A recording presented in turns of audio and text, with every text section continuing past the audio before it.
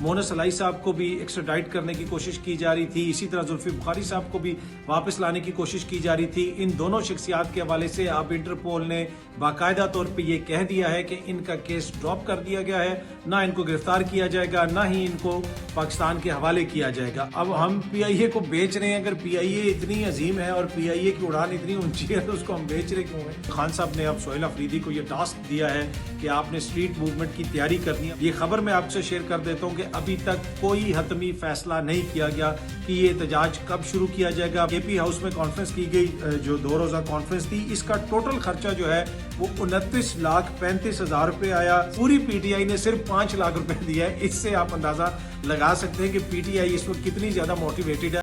अस्सलाम वालेकुम, उम्मीद है कि आप सब लोग खैरियत से होंगे। सबसे पहली खबर जुल्फी बुखारी साहब के हवाले से। आपको याद होगा कि कुछ दिन पहले इंटरपोल ने यह कहा था कि मोनस अलाई साहब को जो इंटरपोल के जरिए पाकिस्तान वापस लाने की कोशिश की जा रही है, वो कोशिश अब खत्म हो गई है। यानी इंटरपोल ने उनका केस ड्रॉप कर दिया था। अब मोनस अलाई साहब के बाद जुल्फी बुखारी साहब के हवाले से भी इंटरपोल ने यह कहा है कि भाई ये केस हम ड्रॉप कर रहे हैं, नोटिस खत्म हो रहा है। और जुल्फी बुखारी साहब को गिरफ्तार करके जो पाकिस्तान वापस लाने की कोशिश की जा रही थी इंटरपोल के जरिए, अब वो मामला अपने इख्तिताम को पहुंचा है। इससे पहले भी बहुत सारे लोगों के हवाले से हुकूमत ये दावा करती रही, हुकूमत ये कहती रही कि उनको पाकिस्तान वापस लाया जाएगा। बरतानवी हुकाम से भी राब्ता कर लिया गया है। इंटरपोल के जरिए मोनस अलाई साहब को भी एक्स्ट्राडाइट करने की कोशिश की जा रही थी। इसी तरह जुल्फी बुखारी साहब को भी वापस लाने की कोशिश की जा रही थी। इन दोनों शख्सियात के हवाले से अब इंटरपोल ने बाकायदा तौर पर यह कह दिया है कि इनका केस ड्रॉप कर दिया गया है, ना इनको गिरफ्तार किया जाएगा, ना ही इनको पाकिस्तान के हवाले किया जाएगा। अब तक हुकूमत ने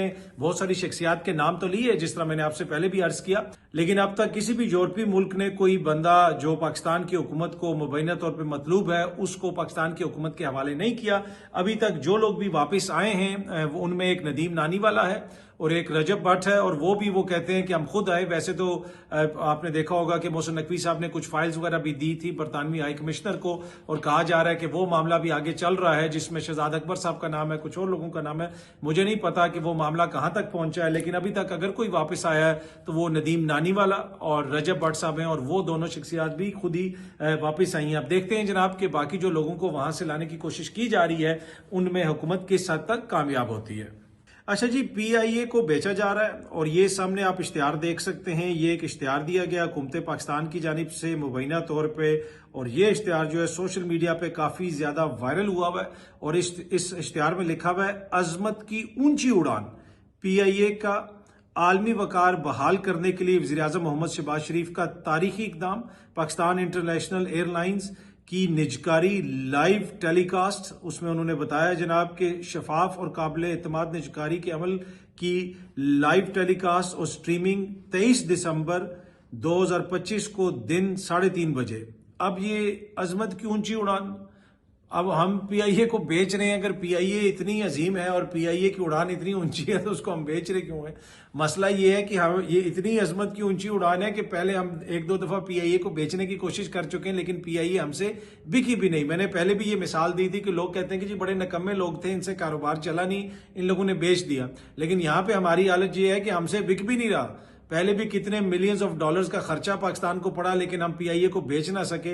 अब दोबारा जो है अजमत की ऊंची उड़ान जो है वो इतनी ज्यादा है कि हम PIA को बेच रहे हैं। लेट्स होप कि जनाब इस दफा PIA बिक जाएगी और जो पाकिस्तान के टैक्स पेयर्स के ऊपर इसका खर्चा पड़ रहा है हर महीने, उसमें कोई कमी आएगी। जी, ये साइट पे जो आप वीडियो देख रहे हैं, सोहेल खान अफरीदी की ISF के जो नौजवान हैं उनसे मुलाकात हुई, क्योंकि खान साहब ने अब सोहेल अफरीदी को ये टास्क दिया है कि आपने स्ट्रीट मूवमेंट की तैयारी करनी है। बड़ा क्वेश्चन ये है कि ये स्ट्रीट मूवमेंट कब शुरू हो रही है, एहतजाज कब शुरू हो रहा है। कुछ लोग ये कह रहे हैं कि जी ये दिसंबर के महीने में शुरू हो जाएगा या ये जनवरी के महीने में शुरू हो जाएगा। ये खबर मैं आपसे शेयर कर देता हूं कि अभी तक कोई हतमी फैसला नहीं किया गया कि ये एहतजाज कब शुरू किया जाएगा। बुनियादी तौर पर देखा जाएगा कि मामला किस तरफ जा रहा है। अगर अवाम इंटरेस्टेड है, लोग बाहर निकल रहे हैं, तो जिस दिन ये एहतजाज शुरू होगा, मुझे ये लगता है कि उस दिन ये ऐलान भी नहीं होगा कि आज से एहतजाज शुरू हो रहा है। उस दिन वो एहतजाज शुरू हो जाएगा, लेकिन ना दिसंबर के महीने में कोई इसकी डेट है, ना ही जनवरी के महीने में अभी तक कोई इसकी डेट दी गई है। लेकिन सोहेल खान अफरीदी ने ISF के लोगों से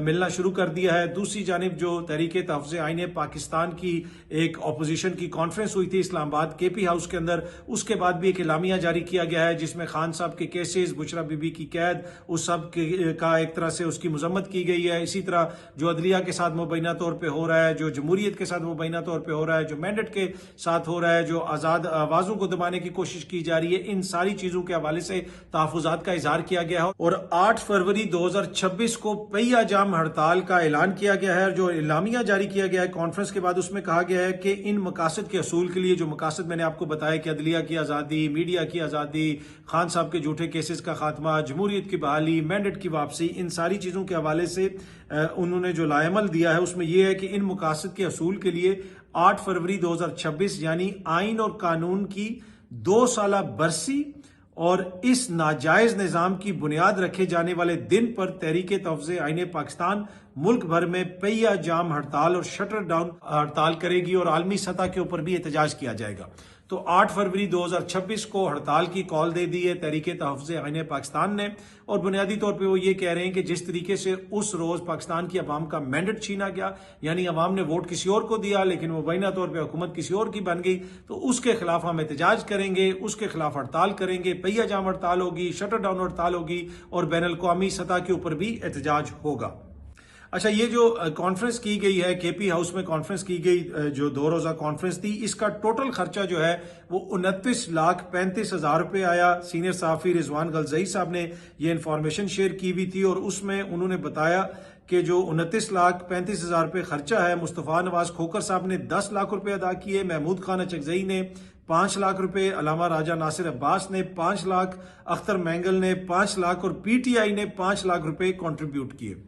यानी उन एक एक शख्सियत ने 5-5 लाख और पूरी PTI जिसमें जनाब 100-150 से ज्यादा तो MNA MP हजरात हैं, इनके सेनेटर्स भी सबसे ज्यादा हैं, लेकिन इन पूरी PTI ने सिर्फ 5 लाख रुपए दिया है। इससे आप अंदाजा लगा सकते हैं कि PTI इस वक्त कितनी ज्यादा मोटिवेटेड है। अगर इनके सारे जो MNA हजरात हैं, अगर तमाम MNA हजरात जो हैं वो भी अगर 10-10 हज़ार रुपए देते तो 7 लाख रुपया वो बन जाता। इनके MPA हजरात अगर 10-10 हज़ार रुपए देते तो 9 लाख रुपया तकरीबन वो बन जाता।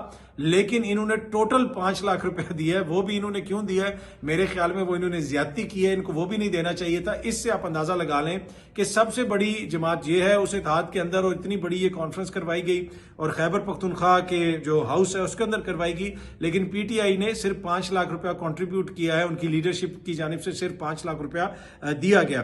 दूसरी बात यह है कि एक जो अच्छा इसका पहलू यह है कि ऑल्दो कि खैबर पख्तूनख्वा के हाउस के अंदर ये कॉन्फ्रेंस करवाई गई, लेकिन इसका खर्चा जाती हैसियत में उठाया गया, हुकूमत के सारी ये खर्चा नहीं डाला गया। जैसे बहुत सारी जगहों पे बहुत सारी तकरीबात होती हैं, करोड़ों रुपए खर्चे होते हैं, लेकिन वो खर्चा हुकूमत को उठाना पड़ता है।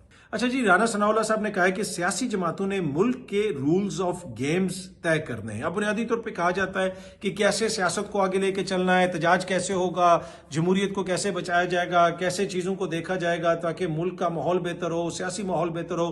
तो जो सियासी जमातें हैं वो कुछ चीज़ों के ऊपर इतफाक कर जाएं, और ये एक बड़ा पॉपुलर नैरेटिव है कि जी चार्टर ऑफ डेमोक्रेसी हो गया, चार्टर ऑफ इकोनॉमी कर लें। मैं मसलसल आपके साथ ये चीज़ शेयर करता रहा हूँ और आज से नहीं कई सालों से ये कर रहा हूँ कि ये सारी चीजें जो हैं ये इंतहाई जो है ना सतही किस्म की गुफ्तगू है। भाई, आपके मुल्क में आइन मौजूद है, अगर आप आइन के ऊपर अमल दरामद करने के लिए तैयार नहीं है, आइन के अंदर लिखा हुआ है कि जिसको वोट पड़ता है उसी को वोट निकले। नून लीग कहती है जी 2018 में हमारा वोट चोरी हो गया, अब 2024 में जो इलेक्शंस के साथ हुआ है वो आपके सामने है, उससे पहले जो कुछ होता रहा वो हमारे सामने है। क्या ये मुल्क आइन और कानून के मुताबिक चल रहा है? आप अगर नून लीग वालों से पूछेंगे वो बहुत सारे गिले शिकवे करेंगे, आप JUIF से पूछें वो बहुत सारे गिले शिकवे करेंगे, आप PTI वालों से पूछें, बल्कि आप उनसे पूछें ही ना, उनकी हालत देखें जो उनके साथ हो रहा है, उसको देख के आपको लगता है कि मुल्क आइन और कानून के मुताबिक चल रहा है। तो ऐसे में ये कहना कि जी रूल ऑफ गेम्स जो गेम है वो आप तय कर लें, भाई हमारे तो बुजुर्गों ने 50 साल पहले हमें आइन दे दिया था। अगर आप उसी के ऊपर अमल दरामद करने के लिए तैयार नहीं है तो बाकी किसी और रूल के ऊपर आप क्या अमल दरामद करेंगे? जब चार्टर ऑफ डेमोक्रेसी हुआ कि जी हम किसी से राब्ते नहीं करेंगे, जमहूरियत को मजबूत करेंगे, उसके बाद पीपल्स पार्टी ने जो है जनरल कियानी के साथ राब्ते भी किए, जिस तरीके से वो इक़्तिदार में आए वो सबके सामने है। बाद में मियाँ साहब जो है मेमो गेट स्कैंडल के अंदर काला कोट पहन के चले गए जनाब सुप्रीम कोर्ट, और यूसुफ रजा गिलानी साहब को कैसे फारिग करवाया गया वो भी तारीख का हिस्सा है। और मियाँ साहब जलसों में खड़े होकर कहते थे ये जंगल का कानून नहीं है, यहाँ पे ये जंगल नहीं है, ये इंसानों का माशरा है, आपको अदालत ने आपके खिलाफ फैसला दे दिया, यूसुफ रजा गिलानी नीचे उतरो और घर जाओ। ये मियाँ साहब मुतालबा करते होते थे। बाद में मियाँ साहब के साथ पनामा के केस में जो कुछ हुआ वो हमारे सामने है। तो मेरे ख्याल में यहाँ पे किसी रूल की जरूरत नहीं है। यहाँ पे असल इशू ये है कि ये गेम्स बंद होनी चाहिए। यहाँ पे जो भी ये गेम्स खेल रहा है, चाहे उसके अंदर एक सियासी जमात है या दूसरी सियासी जमात है, जो रूल्स यहाँ पे हैं, जो आइन मौजूद है, जब तक आप उसके ऊपर अमल दरामद नहीं करेंगे तो जनाब यहाँ पे हर किसी की गेम खराब होती रहेगी। और ये जो कहा जाता है कि जी ये कर लें और वो कर लें, नए रूल्स बना लें, उसका कोई फायदा नहीं है। आइन मौजूद है, उसके ऊपर अमल दरामद करें। अब आइन के अंदर जो तरमीम की गई है, उस तरमीम के नतीजे में एक नई फेडरल कॉन्स्टिट्यूशनल कोर्ट बना दी गई है। उसके दो मोअज़्ज़िज़ जज साहिबान ने ये कहा है कि जनाब जो भी फैसला होगा कॉन्स्टिट्यूशनल कोर्ट का, वो मुल्क की तमाम अदालतों के ऊपर लागू होगा। यानी तमाम अदालतें उसको मानेंगी, वो उसको इग्नोर नहीं कर सकेंगी, उसको एज ए नज़ीर इस्तेमाल करेंगी। और उसमें सुप्रीम कोर्ट ऑफ पाकिस्तान भी शामिल है। दो मोअज़्ज़िज़ जज साहिबान का ये बेंच था, ये सामने आप देख सकते हैं, डॉन न्यूज़ इसको रिपोर्ट कर रहा है। इसमें जस्टिस आमिर फारूक और जस्टिस रोजी खान साहब जो हैं, उन्होंने ये अब ऑब्जर्वेशन दी है एक मुकदमे के दौरान। तो इससे अब ये चीज बिल्कुल कंफर्म हो गई है कि पाकिस्तान की किसी भी अदालत का फैसला जो है वो फेडरल कॉन्स्टिट्यूशनल कोर्ट के ऊपर तो लागू नहीं होता, लेकिन फेडरल कॉन्स्टिट्यूशनल कोर्ट जो है वो पाकिस्तान की सबसे बड़ी कोर्ट है। उसका जो भी फैसला होगा पाकिस्तान की तमाम अदालतें including supreme court of Pakistan उसके ताबे होंगी। यानी वो उस अदालती फैसले, फेडरल कॉन्स्टिट्यूशनल कोर्ट के फैसले को मानने की पाबंद होंगी। बाकी फेडरल कॉन्स्टिट्यूशनल कोर्ट में जो मोअज़्ज़िज़ जज साहिबान गए हुए हैं, उनके हवाले से काफी ज्यादा बहस होती रहती है कि जस्टिस आमिर फारूक तो अभी इस्लामाबाद हाई कोर्ट से पहुंचे नहीं थे सुप्रीम कोर्ट में, उनको सबसे बड़ी अदालत भेज दिया गया। इसी तरह जस्टिस रोजी खान साहब जो हैं वो किस नंबर पे थे, इसी तरह दीगर लोगों को जो वहां पे लगाया गया, क्या उसमें पहले 3-4 सीनियर मोस्ट जज साहिबान थे सुप्रीम कोर्ट ऑफ पाकिस्तान के, उनको शामिल नहीं किया गया। तो ये बहस तो चल रही है, वो बहस चलती रहेगी, आप और मुझ जैसे लोग वो करते रहेंगे। लेकिन असल जो बात यह है कि अब फेडरल कॉन्स्टिट्यूशनल कोर्ट पाकिस्तान की सबसे बड़ी अदालत है, उसका जो भी फैसला होगा वो सब पे लागू होगा। और इवन के अगर आने वाली कोई असेंबली ये कहती है कि जी हम 27वीं तरमीम को खत्म कर रहे हैं, तो मेरा तो इसमें यह आर्ग्यूमेंट है कि 27वीं आईनी तरमीम के जरिए एक ऐसी अदालत बन गई है कि जब कोई नई तरमीम की जाएगी या इस तरमीम को खत्म किया जाएगा और कहा जाएगा कि इस तरमीम को हम खत्म कर रहे हैं, तो वो मामला इसी फेडरल कॉन्स्टिट्यूशनल कोर्ट में जाएगा। क्या ये कोर्ट अपने वजूद को खत्म करेगी? अब वहां पे 200 के करीब तो सुना है कि असामियां क्रिएट हो चुकी हैं, जो ब्यूरोक्रेटिक असामियां हैं जज साहिबान के, वहां पे नई बिल्डिंग के अंदर उनको शिफ्ट किया जा रहा है। ये तो पार्लियामेंट के ऊपर एक ऐसी बॉडी बन गई है कि पार्लियामेंट का कोई भी कानून आएगा वो अगर ये अदालत चाहेगी तो उसको खत्म कर देगी।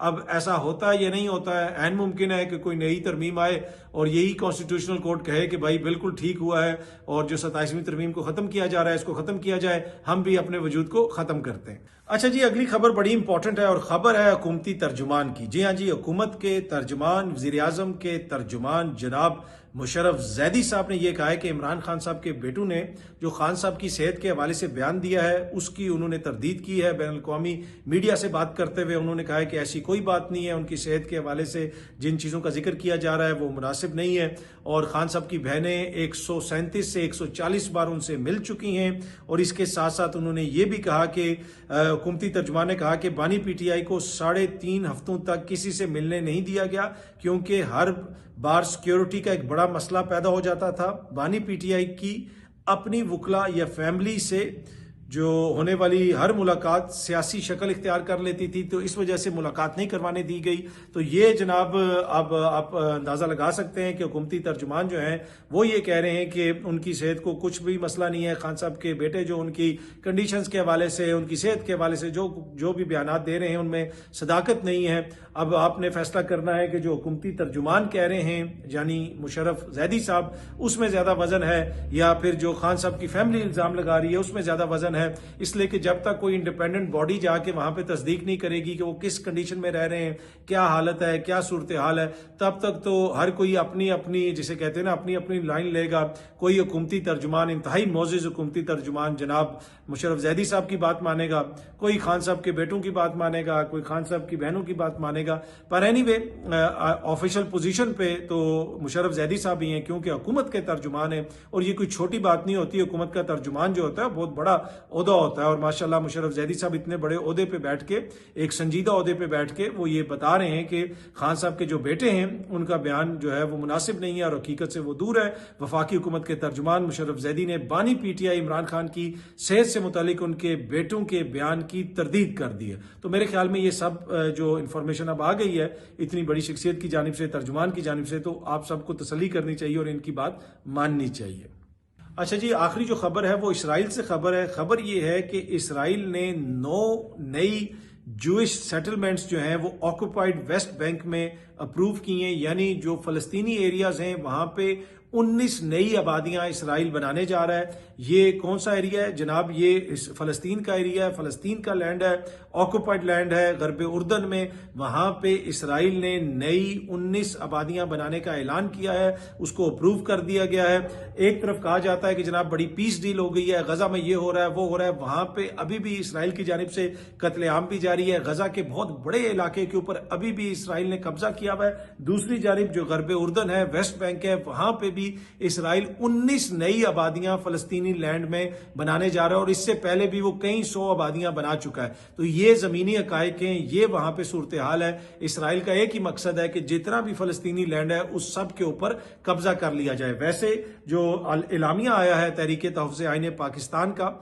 उसमें भी इस चीज का जिक्र है कि पाकिस्तान की जो सिक्योरिटी फोर्सेज हैं उनको फलस्तीन मत भेजा जाए और उसके हवाले से भी उन्होंने तहफ़्फ़ुज़ात का इजहार किया अपने इलामिया में। एनीवे, ये अब तक की कुछ खबरें थी। बहुत जल्दी आप सब दोस्तों से दोबारा मुलाकात होगी। Thank you very much.